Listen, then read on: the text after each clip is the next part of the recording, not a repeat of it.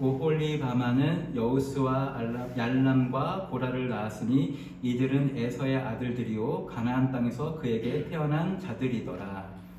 에서가 자기 아들과 자기 자녀들과 자기 집의 모든 사람과 자기의 가축과 자기의 모든 신과 자기가 하는 사람의 모든 재물을 버리고 그의 동생 야곱을 떠나 다른 곳으로 갔으니 두 사람의 소유가 풍부하여 함께 거주할 수 없음이로라. 그들이 거주하는 땅이 그들의 가축으로 말미암아 그들을 용납할 수 없었더라. 이에 에서도 에돔이 세일산에 거주하더라. 세일산에 있는 에돔 족속의 조상 에서의 족보는 이러하고 그 자손의 이름은 이러하니라. 에서의 아들은 엘리바스요 에서의 아들은 바스바스의 아들은 루엘이며 엘리바스의 아들들은 대만과 오말과 스보와 가담과 그나스요. 에서의 아들 엘리바스의 첫 아들은 엘리바스에게 낳았으니 아들은 에서의 아내 아라의 자손이며 르레의 아들들은 나학과 세라와 삼마와 미산이 이들은 에서의 아내 바스맛의 자손이며 시므의 소녀 아나의 딸 에서의 아내 오홀리바가 아들이라니 그가 여호수아와 얄람과 고라를 에서에게 낳았더라. 에서 자손 중 족장은 이러하니라. 에서의 장자 엘리바스의 자손으로는 대만 족장, 오말 족장, 스보 족장, 그나스 족장과 고라 족장, 가담 족장, 아말렉 족장이니 이들은 에돔 땅에 있는 엘리바스의 족장이요 이들은 아라의 자손이며 에서의 아들 루렐의 자손으로는 나핫 족장, 세라 족장, 삼마 족장, 미사 족장이니 이들은 에돔 땅에 있는 루렐의 족장들이요 이들은 에서의 아내 바스맛의 자손이며 에서의 아내 오홀리바마의 아들들은 여우스 족장, 얄람 족장, 고라 족장이니 이들은 아나의 딸이요 에서의 아내인 오홀리바마로 말미암아 족장들이라. 함께 에서 곧 에돔의 자손으로서 족장된 자들이 이러하였더라. 아멘. 뭐 이름이 굉장히 많이 나왔는데 이걸 다 우리가 다 주의 깊게 볼 필요까지가 있을까 싶습니다. 그런데 우리가 시간 관계상 있지 않았지만 31절에 보면 제가 31절 잠깐 읽어보겠습니다. 31절의 이하에 보면 이스라엘 자손을 다스리는 왕이 있기 전에 에돔 땅을 다스리던 왕들은 이러하니라. 보울의 아들 벨라가 에돔의 왕이 되었으니 그 도성 이름은 딘하바며 벨라가 죽고 보스라 사람 세라의 아들 요밥이 그를 대신하여 왕이 되었고 요밥이 죽고 이렇게 해서 누가 죽고 누가 왕이 됐고 누가 죽고 누가 왕이 됐고 하는 말이 쭉 그게 39장까지 이렇게 39절까지 쭉 나옵니다. 이 말씀을 한 장, 그러니까 36장 한 장을 다 할애해가지고 에서의 얘기를 다루고 있어요. 근데 우리가 잘 아는 것처럼 성경에서는 어떤 이름들이 거론될 때 그것을 의미 없이 거론하지 않습니다. 근데 이 특별하게 더 세세하게 거론할 수 있는 어떤 이유들이 있긴 하겠지만 조금 그냥 우리가 더 깊게 살펴보지는 않고 산을 좀 보려고 합니다.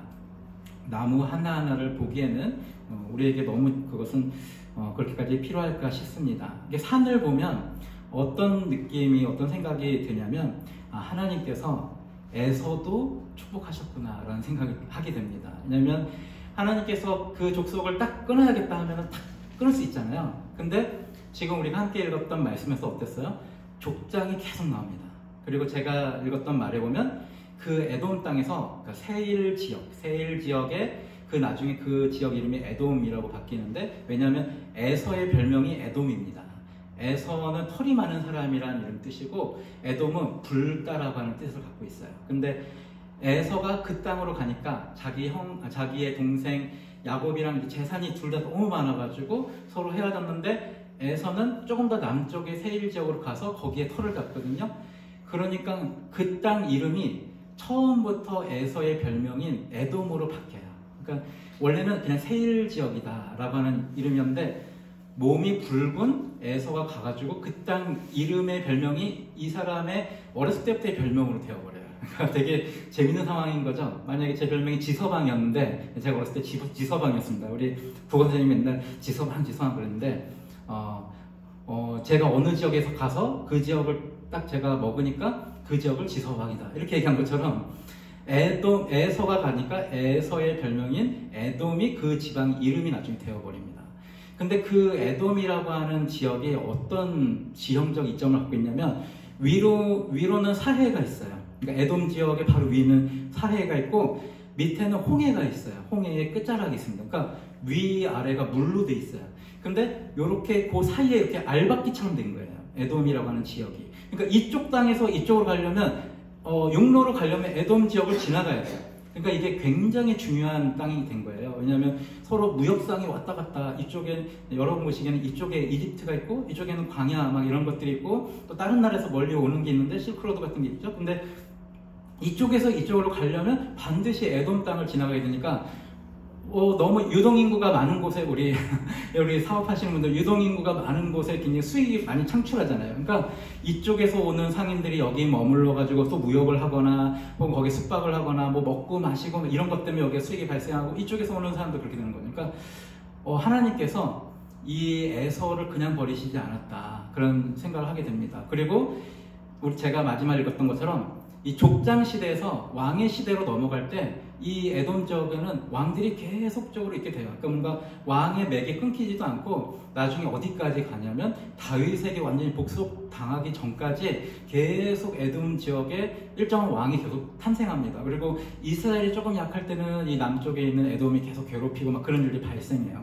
그리고 특별히 하나님께서 신명기에 그런 말씀을 하셨어요. 제가 신명기 말씀을 읽겠습니다. 2장에 있는 말씀인데, 이스라엘 백성에게 얘기하는 거죠. 너는 또 백성에게 명령하여 이르기를, 너희는 세일에 거주하는 너희 동족 에서의 작손이 사는 지역으로 지날진대, 그들이 너희를 두려워하리니 너희는 스스로 깊이 삼가고 그들과 다투지 말라. 그들의 땅은 한 발자국도 너희에게 주지 아니하리니 이는 내가 세일산을 에서에게 기업으로 주었음이라고 기록되어 있어요. 그러니까 하나님이 에서에게 세일 땅을 주셨다라고 말씀하고 있는 거예요. 그러니까 하나님께서 에서도 굉장히 복을 주시고, 에서를 통해서도 쭉 이렇게 뭔가 기업을 갖게끔 만들었다고 하는 것이죠. 근데 우리가 이 말씀을 보면은, 나중에 다윗 시대에 사무엘 하 8장에 있는 말씀인데, 그때 다윗이 소금골짜기에서 에돔 사람 18,000명을 쳐 죽이고 돌아와서 명성을 떨치니라. 다윗이 에돔의 수비대를 두되 온 에돔의 수비대를 두니 에돔 사람이 다 다윗의 종이 되니라. 다윗이 어디로 가든지 여호와께서 이기게 하셨더라. 그러니까 우리가 처음에 에서와 야곱에 대해서 하나님께서 예언한 것을 우리가 알고 있잖아요.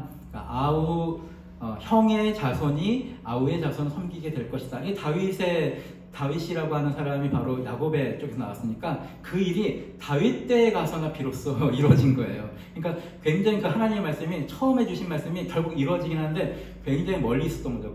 그걸 생각해보면 그때 리브가와 야곱이 그 일을 할 필요가 있었나? 아무것도 할 필요가 없었었는데, 아무튼 그들은 또 하나님의 뜻을 자기의 의로 이루려다가 막 여러 가지 사건들이 일어났죠. 근데 이 모든 일들을 보면은 사실 에돔 지역에 있는 에서의 후손들은 그냥 굉장히 정상적으로 어떤 일들이 진행됐어요.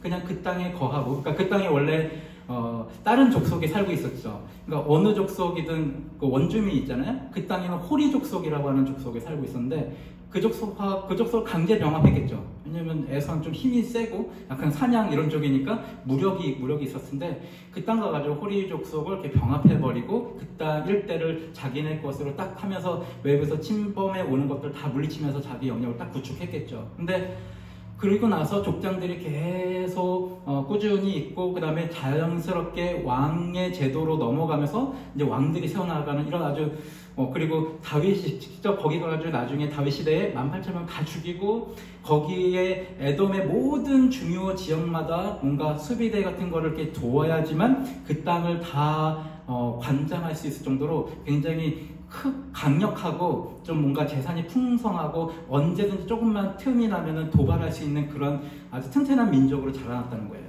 근데 반면에 하나님께서 약속하시고 하나님이 복의 통로가 되게 하겠다고 하는 야곱의 그 일생은 이제 어떻게 됩니까? 야곱의 후손들 어떻게 됩니까? 우리가 잘 아는 것처럼 이제 야곱 가정에 안 좋은 일들이 생겨났고, 그리고 그 중에서도 요셉이 이제 탄생하면서 요셉이 애굽의 총리가 되고, 이집트죠, 애굽의 총리가 되고, 이제 거기서 10몇 년 지나고 또 요셉이 나중에 늙어서 죽게 된 상황에부터는 이제 요셉을 알지 못하는 왕들로 인해서 그 백성들이, 야곱의 후손 백성들이 종이 되잖아요. 근데 몇 년 동안 종이 되냐면 무려 400년 동안 이집트의 종이 됩니다. 그러니까 하나님께서 그냥 그렇게 메인으로 축복하지 않는 에서의 후손들은 오히려 정상적인 루트를 통해서, 과정을 통해서 이게 족장시대에서 왕권시대로 가면서 되게 풍족하게 뭐가 잘 진행됐어요. 그런데 하나님께서 더 메인으로 축복하겠다고 하는 이 야곱, 이스라엘 쪽의 상황은 오히려 축복하겠다고 했는데 400년 동안 종살이 하는 거, 또 그 이전에는 가정이 막 파해되는 그런 일들을 겪게 됐다고 하는 것이죠. 참 이것이 아이러니한 그런 부분입니다. 그런데 이렇게 되는 것은 하나님께서 아브라함 할아버지, 그러니까 야곱으로 따지면 이제 할아버지죠. 할아버지 아브라함에게 이미 예언해서 말씀하신 부분이에요. 창세기 15장 13절 14절 제가 읽겠습니다. 여호와께서 아브라함에게 이르시되 너는 반드시 알라 내 자손이 이방에서 객이되어 그들을 섬기겠고 그들은 400년 동안 내 자손을 괴롭히리니. 그러니까 이미 하나님께서 아브라함에게 네 손자들 때에 400년 동안 어떤 종족에게 종이 될 것이라고 예언하신 거예요. 그러니까 누구의 잘못도 아니에요. 이거는 누구의 잘못도 아니에요. 누구의 잘못 때문에 종으로서 400년 살아온 것이 아니에요. 이 하나님의 계획 안에 있다는 거죠. 그 다음 절을 읽어보면 그들이 섬기는 나라를 내가 징벌할지며, 그러니까 이집트를 징벌하신다는 얘기죠. 그 후에 내 자손이 큰 재물을 이끌고 나오리라. 실제 그랬죠. 10가지 재앙을 딱 주시면서, 그러니까 바로가 이제 제발 나가라 라고 얘기하면서 그때 이스라엘이 그 애굽 사람들, 이집트 사람들에게 무엇이든지 구하는 대로 다 받았다고 했어요. 뭐죠? 그러니까 그래서 제발 나가줘 하면서 다 줬다는 거예요. 그러니까 이 예언의 말씀이 그냥 이루어졌어요.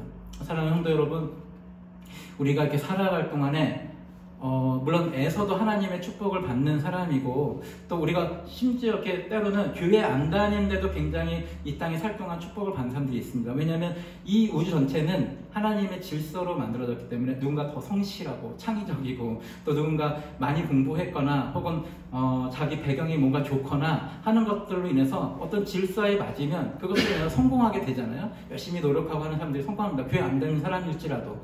에서가 약간 그런 부분이죠. 근데 오히려 하나님의 사람이 고난을 받는 경우들이 굉장히 많습니다. 오늘 이 야곱의 후손들이 그렇죠. 에서의 후손들은 그냥 쭉 해서 물론 나중에 다윗의 복속이 되긴 하지만 그냥 쭉 가가지고 정상적으로 잘 됐어요. 그 민족 자체가. 근데 오히려 더 메인으로 하나님께 쓰임받겠다고 하는 야곱을 보면 그 가정들이 막 깨어지고, 그 가정 깨어지는 과정에서 하나님께서 직접적으로 영향을 끼쳤잖아요. 리브가를 하필이면 그 가정에 이렇게 하면서 그로부터 가정이 깨어지는 일들이 막 발생했잖아요. 그리고 애굽에서, 이집트에서 400년이나 종살이를 하게 되는 그런 일들을 겪게 됐다고 하는 것이죠. 근데 이 모든 일들에 누가 잘못했다? 요셉이 딱 얘기하잖아요. 이거는 나를 이집트에 보낸 것은 형들이 아니요 하나님께서 나를 먼저 보내신 거다. 이제 거기까지가 이제 요셉의 관점이지만 하나님께서는 더 큰 관점으로 그렇게 해서 그 이집트에서 마치 인큐베이터 역할을 한 거죠. 이집트가 당시에는 강대국인데 그 안에서 그 이스라엘 백성이 한 200만, 최소 200만 명으로 불어날 수 있도록 인큐베이터 역할을 하면서 나중에 나올 때 많은 재산을 얻고 나올 수 있도록 하나님께서 그 모든 일들을 계획하셨다고 하는 거예요. 사랑하는 성도 여러분, 우리 삶 가운데 어려움이 닥쳐오고 그럴 때 하나님께서 그 어려움을 막아주시면 너무나 감사하겠는데, 때로는 우리 삶 가운데 닥쳐오는 어려움들, 또 실패, 그리고 내가 원하는 대로 되지 않는 일들이 발생할 수 있습니다. 그런데 그 순간들에 하나님께서 원하시는 것은 무엇이냐면 우리가 하여금 우리에게 징계하시고 벌하시려고 하는 것이 목표가 아니라 그 과정을 통해서 우리를 더 정금과 같이 하나님의 복을 받을 수 있는 그런 사람들로, 그런 가정으로, 또 그런 사업장으로 만들어주시기 위해서 그렇게 하신다고 하는 것을 사실을 여러분 믿으시기 바랍니다. 하나님께서 이스라엘을 복 주시기 위해서, 이스라엘을 복의 통로, 복의 근원이 되게 하기 위해서 그 백성을 그냥 평만하게 에서의, 우리가 함께 읽었던 이 말씀처럼 그냥 에서의 평범한 그 길로 가지 않게 하시고, 오히려 그 가정 안에서 가장 빼내야 할 것이 무엇인지를 빼내시고 발견하게 하시고 깨닫게 하시면서 또 종살이를 하게 하면서 놀랍게 하나님 아니면 우리가 살아갈 수 없도록, 그러니까 결국 이스라엘 백성이 얻게 되는 것은 내가 하나님 없이는 살아갈 수 없구나, 하나님 없이는 내가 이 상황을 벗어날 수 없구나 하는 것들을 깨닫게 하고, 또 그 다음에는 광야 생활을 통해서 더더욱 그 마음 안에 있는 원망함들, 또 하나님 불신하는 것들을 계속 발견하게 하면서 하나님만 붙잡고 의지하게끔 그 민족을 이렇게 만들지 않습니까? 여호수아 나중에 갈렙이 이제 결국 그러한 후손으로 딱 자리 잡아서 약속의 땅 가나안에 가면서 그 일들이 실현화되죠. 우리 삶 가운데도 아마 그런 일들이 발생하고 있다고 생각합니다. 우리 삶 가운데, 또 우리 교회 가운데 개인의 역사, 한번 얘기했지만 우리 교회의 역사, 여러 가지 역사 가운데 하나님께서 우리를 선택하시고 우리를 불러주시고 이끌어 가시는데, 거기에 오히려 비단길이 놓여있거나 꽃길이 놓여있지 않고 오히려 하나님께서 선택했는데 더 어려움이 있습니다. 하나님께서 사랑하신다고 그러는데 우리한테 더 어려움이 있고 굉장히 다른 사람보다 더 힘든 일들을 우리가 많이 겪는 것을 우리가 경험하게 되었습니다. 근데 그 일 가운데 우리가 이제 하나님께서 나를 단련시키시는구나. 우리가 해야 될 것은 무엇이겠습니까? 우리 가운데 우리가 원하는 그런 소원이 이루어지지 않거나 우리에게 좀 나쁜 감정들이 드는 어떤 사건들이 일어날 때, 여기서 나에게 하나님께서, 여기서 예수님께서 나에게 말씀하시는 것이 무엇인가? 여기서 예수님께서 나를 가르치시려고 하는 게 뭔가? 여기서 내가 깨달아 알게끔 원하시는 예수님의 뜻이 무엇인가를 발견할 때 우리는 그 하나님의 뜻 가운데 걸어가면서 또 행복할 수 있게 됩니다. 그런데 만약에 그렇게 하지 않으면 야곱의 일생이 굉장히 끝까지 죽을 때까지 불안함에 휩싸여서 트라우마 있고 뭔가 피해의식이 쌓여가지고 야곱은 끝까지 그렇게 죽거든요. 하나님의 뜻 가운데 있고 하나님께서 지켜주시고 인도하시는 걸 경험하고 있음에 불구하고 그 삶이 행복하지 않았어요. 참 이게 억울한 일입니다. 우리 삶 가운데 하나님께서 지금 일하고 계세요. 우리 교회 가운데도 일하고 계십니다. 우리 교회 지난 5년간의 시간을 통해서 하나님께서 놀랍게 역사하시고 우리에게 복을 더 주시기 위해서 하나님께서 아주 좋으신 뜻으로 역사하고 계세요. 근데 이때 우리가 누구 때문에 그래? 라고 원망하기 시작하면 사실 잘못 보는 거예요. 만약 이스라엘 백성이 400년 동안 그렇게 포로 잡혔을 때 누구 때문에 그래? 요셉 때문에 그래? 누구 때문에 그래? 이렇게 보면 굉장히 잘못 보는 거예요.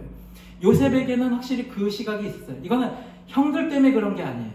누구 때문에 그런 게 아니에요. 우리 교회에 일어났던 일이나 우리 개인에 일어났던 모든 그런 억울하고 괴로웠던 일들이 누구 때문에 그런 것이 아니라고 하는 믿음을 가지시길 주님의 이름으로 축복합니다.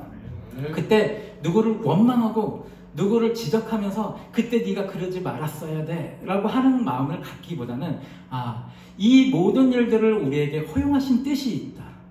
그래서 나는 그 뜻 가운데 배워야 한다. 나를 깎아야 한다. 나를 가꿔야 한다. 나를 말씀 가운데 바로 세워야 한다라고 하는 깨달음을 가질 때 우리는 하나님께서 이끄시는 그 어려운 가운데도 행복한 마음을 가지고 오히려 주님께서 주시는 복들을 충분히 누리며 갈 수 있습니다. 광야에서 백성들이 오랜 시간 동안 돌게 됐을 때 만약 그 믿음이 있는 사람들은 광야에서도 나를 돌보시는 하나님을 위해서 기쁘고 행복했을 거예요. 그런데 그 믿음이 없는 사람은 광야에서 너무나 불안하고 두렵고 화가 나고 원망하잖아요. 근데 광야로 우리가 가는 이스라엘 백성을 잘 알겠지만 뭔가 소비가 적어졌어요. 신발이 닳지 않았더라. 그렇고 필요한 것을 하나님께 채워주시고 우리가 뭔가 구하면 거기서 목이 마릅니다. 그러면 목이 마른 것을 해결할 수 있도록 물을 주시고 우리를 다 인도하신단 말이에요. 낮에는 또 밤에는 각각의 구름과 불기둥을 다 인도해 주셨다고 하는 거예요. 그러니까 그런 것들을 믿으면 그 길이 비록 험난하고 불안정한 길일지라도 우리가 기쁨으로 갈 수 있다고 하는 거예요. 우리 사랑하는 성도 여러분, 예수삼교회에 하나님께서 저는 놀랍게 예수삼교회를 하나님께서 정말 특별하게 선택했다고 믿고 있습니다. 여러분도 그렇게 믿고 계신가요? 네, 만약에 그렇지 않았다면 우리는 어쩌면 되게 평범한 교회로 갔을지도 모릅니다. 근데 하나님께서 아브라함을 딱 선택하고 이제 내가 너를 복의 통로로 쓰겠다 복의 근원을 삼겠다 할 때 아브라함이 그다음부터 아주 그냥 편만하게 에서처럼 쭉 그렇게 갔나요? 그렇지 않습니다. 바로 몇 대 후부터 아까 얘기한 것처럼 리브가가 하나님께서 정해주신 배필인데 오면서부터 일이 꼬이고 막 아들들이 난리를 쳐가지고 살인들이 일어나고 막 강간을 당하고 엄청난 형제가 형제를 죽이려고 하고 팔고 하는 일들이 다 일어났어요. 근데 이 모든 일 가운데 하나님께서 오히려 복 주시기 위해서 그렇게 하셨다고 하는 것을 믿으시기 바랍니다. 그래서 예수함교회는 저는 굉장한 기대감을 갖고 있습니다. 그냥 평범하게 지나가고 있지 않구나. 예수함교회는 하나님께서 귀히 쓰기를 원하시는구나. 제가 어저께 어떤 선배 목사님하고 2시간 정도 그 선배 목사님의 가르침을 받는 시간들이 있었습니다. 가르침을 일부러 받으려고 하는 게 아닌데 선배 목사님들은 항상 후배 목사를 만나면 뭔가 조금이라도 조언하기 위해서 얘기를 시작하면 2시간은 그냥 들어야 돼요. 근데 목사님께서 이렇게 선배 목사님께서 얘기를 하시는데 그 말씀하시는 게 사실 우리 교회 이미 다 이루어지고 있는 것들이었어요. 너무 감사했습니다.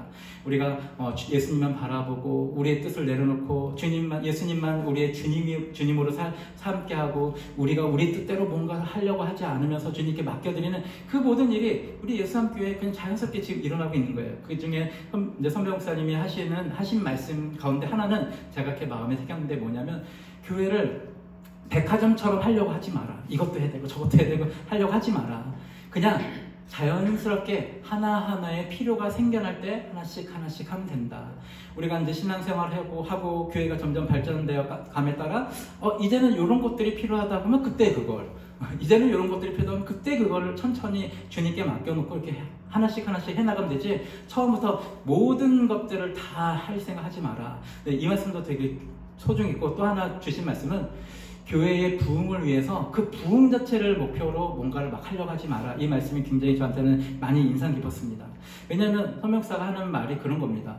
너가 함께 하고 있는 신앙생활하는 성도님들이 변화되면 자연스럽게 우리가 준비가 되면 자연스럽게 하나님께서 더 귀하게 사용하실 것이다라는 말씀이에요. 사랑하는 성도 여러분, 우리가 그런 사람 되시길 주님의 이름으로 축복합니다. 그렇게 소망하십시오. 그래서 내가 변화돼서 내가 조금 더 이전과 다르게 더 많이 주님께 다루심을 받아서 점점 우리 교회가 커나가는 것들을 우리가 보기를 소원합니다. 근데 그거는 교회의 부흥이 되는 것 자체도 기쁜 일이지만 그것 자체가 뭐를 증명하냐면 여기에 현재 계신 우리가 더 복된 사람이 되었다고 하는 것입니다. 우리가 더 복된 사람이 되면 자연히 나도 저곳 가운데 하고 싶어 그런 마음들이 사람들 가운데 들잖아요. 그래서 오히려 우리 교회가 만약에 양적으로 부흥된 걸 보면 우리가 질적으로 부흥이 됐구나 그런 것들 우리가 바라볼 수 있는 것이거든요. 이 시간 우리 함께 같이 찬양하신 후에 함께 주신 말씀의 은혜들을 갖고 우리 함께 기도하는 시간을 가질 텐데요. 508장입니다.